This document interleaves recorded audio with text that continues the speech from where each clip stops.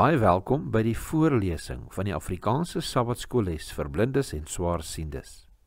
Hierdie lesse word voorsien deur die Wêreldkonferensie van die Sewende Dag Adventiste Kerk. Die voorlesing van die les word aan u gebring deur SSL in samewerking met Adventiste Wêreldradio Afrikaans en word voorgelees deur Marlena Nel.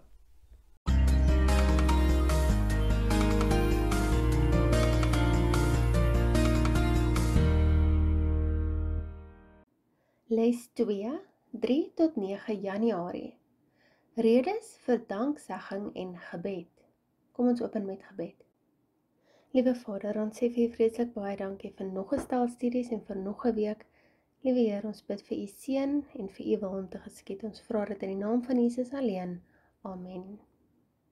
Sabbatmiddag. Skrifverwysings vir hierdie week se studie. Filippense 1 vers 1 tot 18.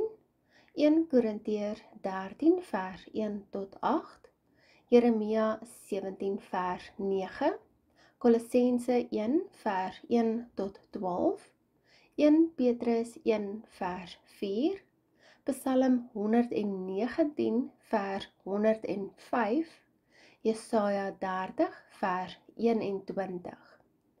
Geheelteks, Filippense 1 vers 6. Hiervan is ek oortuig, hy wat 'n goeie werk in julle begin het, sal dit voltooi tot op die dag van Jesus Christus. Filippense 1 vers 6. Paulus begin sy briewe baie doelbewus met woorde van groet en danksegging. Ons lees Kolossense 1 vers 2 en 3. Genade vir julle en vrede van God ons Vader en die Here Jesus Christus. Ons dank die God en Vader van ons Here Jesus Christus. Kolossense 1 vers 2 en 3. Ons het, net soos Paulus, baie om voor dankbaar te wees. Ons het God se genade op diepgaande maniere ervaar, maniere wat selfs engele nie ten volle kan begryp nie. Dieselfde geld vir God se gawe van vrede wat harmonie met God insluit, sowel as die hoop wat uit God se liefde voortvloei. Op 'n menslike vlak kan ons waardering aan ander betoon en hoop dat mense die dinge waardeer wat ons vir hulle doen.